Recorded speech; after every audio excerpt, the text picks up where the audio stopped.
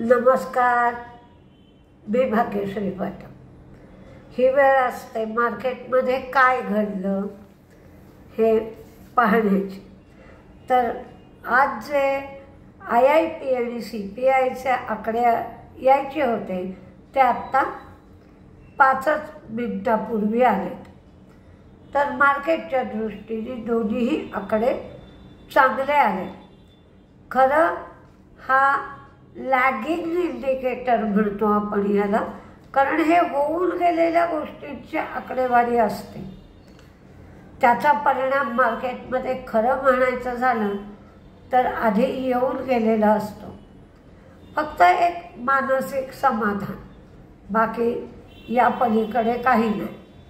नोव्हेंबरचा जो आकडा आला CPIचा तो 5.48 आला आणि पूर्वीची जी आकडेवारी होती मंथ ऑन मंथची म्हणजे ऑक्टोबरची ती 6.21 होती. म्हणजे महिन्याची तुलना केली तर महागाईचा आकडा कमी झाला आहे आणि तेवढीच अपेक्षाही होती. 5.5 म्हणजेच 5.50 आणि आलाय महागाईचा आकडा 5.48. त्यामुळे तक्रार करण्यासारखं काही नाही.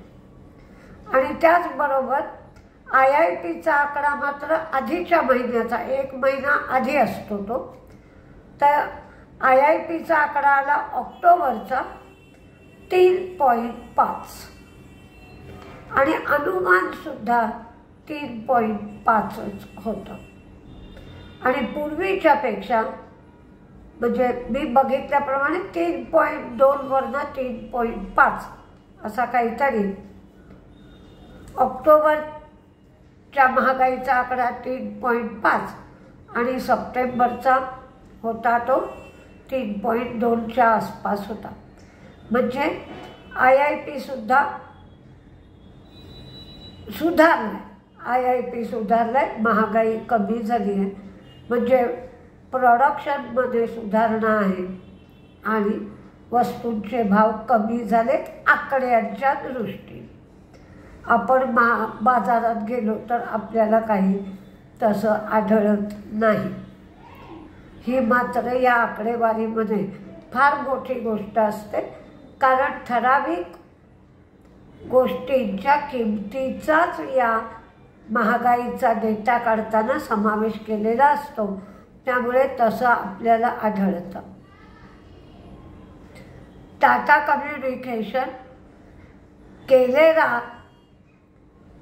आर्टिफिशियल इंटेलिजन्स 2 हा प्लॅटफॉर्म त्यांनी लॉन्च केला. कस्टमर इंटरॅक्शन AI प्लॅटफॉर्म हा आहे तो लॉन्च केला. आपण सकाळी पाहिलं होतं की गोदावरी पॉवर आणि इस्पातने LNGसाठी गेलबरोबर करार केला. रिलायन्सने रोजनेट बरोबर करार केला आहे. तर या करारान्वये रिलायन्सला 5 lakh barrel per day BPD एवढं वेगवेगळ्या ग्रेडचं ऑइल रोजनेट पुरवेल. आणि हे 10 वर्षांचं कॉन्ट्रॅक्ट आहे आणि 13,000 कोटी रुपयाचं हे कॉन्ट्रॅक्ट रिलायन्सने केलं आहे. GHCL गुजरातमध्ये कच्छ इथे सोडा ॲशच्या ग्रीनफील्ड प्रोजेक्टला पर्यावरणाची मंजुरी मिळाली आहे. NBCC सुपरटेकच्या 16 प्रोजेक्टसाठी प्रोजेक्ट मॅनेजमेंट कन्सल्टंट म्हणून NBCCची नेमणूक झाली आहे. तर हे प्रोजेक्ट आहेत कुठे कुठे तर उत्तर प्रदेश, उत्तराखंड, हरियाणा, कर्नाटक. उत्तर प्रदेश, उत्तराखंड, हरियाणा, कर्नाटक इथे 9,445 कोटींची बांधकामाची प्रोजेक्टसुद्धा त्यांना मिळाली आहेत. अल्कोवाचा शेअर पडला, लंडन मेटल एक्सचेंज म्हणजे LME याच्यामध्ये ॲल्युमिनियमच्या किमती कमी झाल्या आणि $800 प्रति टनवरनं किंमत आता $720 प्रति टन एवढी झाली। त्यामुळे आज ॲल्युमिनियमचे शेअर मंदीत होते। आज एक कमेंट आली होती, त्या कमेंटला आधी उत्तर देते ती तुमच्या सगळ्यांच्या उपयोगाची सुद्धा आहे। मलाही मजा वाटली की शेअर वाढतो आहे किंवा स्टॉक वाढतो आहे, तो तेजीत आहे, तो घ्यावा का। म्हणजे लोक शेअर घेताना कशा पद्धतीचा विचार करतात हे मला या कमेंटवरनं कळलं। तुम्ही एक गोष्ट करत जा, म्हणजे तुम्हाला डिग्री पाहिजे, तुम्हाला नॉलेज पाहिजे असं नाही, ते पुस्तकी ज्ञान झालं।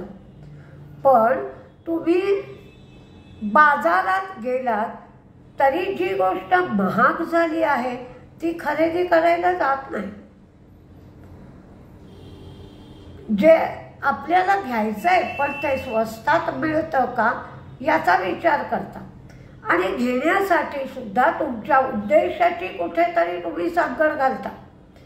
म्हणजे आता समजा तुम्हाला सणावारासाठी काय पुलाव करायचा आहे की साखर भात करायचा आहे, जे काय करायचं असेल त्याच्यासाठी तुम्हाला बासमती तांदूळ हवाय, दिल्ली राईस हवाय, इंद्रायणी हवाय, जे काय हवं असेल ते, तर त्याच्यामध्ये तुम्ही घासाघीस करत बसत नाही, कारण तो एक दिवसापुरता हवा असतो, तात्पुरता हवा असतो।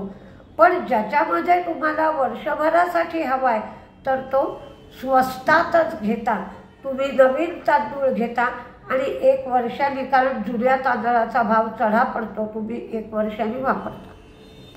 पण वाढत असलेला जर शेअर तुम्ही घ्यायला गेलात तर तो मुळात आधी किती वाढलाय हे बघायला पाहिजे, त्या सेक्टरमध्ये तेजी आहे का हे बघायला पाहिजे।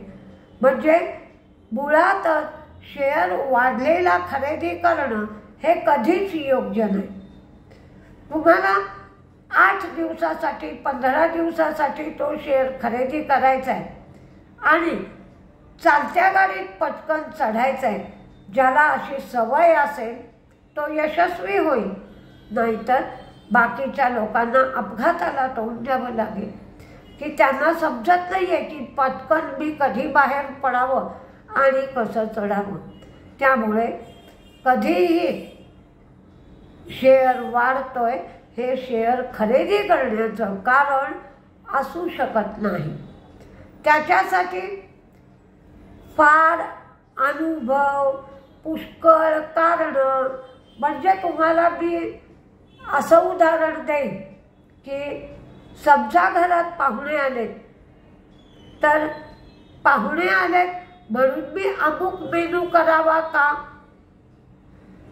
मी जिलबी करावी का, मी गुलाबजाम करावेत का, असं जर तुम्ही विचाराल तर पाहुणे कोण आहेत, त्यांच्या आवडी काय आहेत, घरात काय काय जिन्नस आहेत, तुम्हाला ते बनवता येतं का, आर्थिक परिस्थिती कशी आहे, आणि पाहुण्यांना काही पथ्य पाणी नाही ना, तुम्हाला तो पदार्थ करता येतो ना, अनेक गोष्टींची तुम्हाला सांगड घालावी लागते आणि मग तुम्हाला मेनू ठरवावा लागतो। त्याच पद्धतीने तुम्हाला कुठलीही गोष्ट खरेदी करायची तर आधी किती काळासाठी मला खरेदी करायची आहे, त्या कंपनीमध्ये प्रगती होते आहे का, ग्रोथ आहे का, तो शेअर किती वाढला आहे, कारण वाढलेला तुम्ही घेताय म्हणजे आत्ता साधारण 40 रुपये हा शेअर वाढण्याची शक्यता आहे आणि आत्ता 32 रुपये वाढूनच गेलाय, मग तुमच्या पदरात काय पडेल असा तुम्ही प्रत्येक गोष्टीचा विचार केला पाहिजे। जसं तुम्हाला आकाशकंदील आधी घेऊन ठेवलात तुम्ही तर स्वस्त पडतो आणि एकदम दिवाळीच्या आदल्या दिवशी घ्यायला गेलात तर तुम्हाला जास्त पैसे मोजायला लागतात आणि 4 दिवसात त्याची व्हॅल्यू शून्य होऊन जाते. तो वर्षभर तसाच घरात सांभाळत पडतो. तर अनेक गोष्टींचा विचार करायचा आहे. त्यामुळे मी तिथे त्या ठिकाणी कमेंटचं उत्तर देऊ शकले नाही, कारण शेअर वाढणारा शेअर घ्यावा का, मुळातच हे चूक आहे की शेअर वाढणारा घेऊन पुढे फायदा होईल असं नाही. त्यामुळे तुम्ही अशी जर कुठलीही तुम्हाला शंका आली तर वहीत लिहून बघा की मी 10 वाढणारे शेअर वहीत लिहा. 5 शेअर 10 शेअर घेतले आणि तुमचे किती वाढायला हवं आहे, किती प्रॉफिट हवं आहे ते तिथे लिहा आणि मग त्या 10 शेअरपैकी तुम्ही किती शेअरमध्ये यशस्वी होत आहे ते तुम्हाला वहीत कळेल आणि त्याप्रमाणे तुम्हाला तुमच्या प्रश्नाचं उत्तर मिळू शकेल. आता आपली भेट होईल उद्या सकाळच्या व्हिडिओमध्ये. नमस्ते.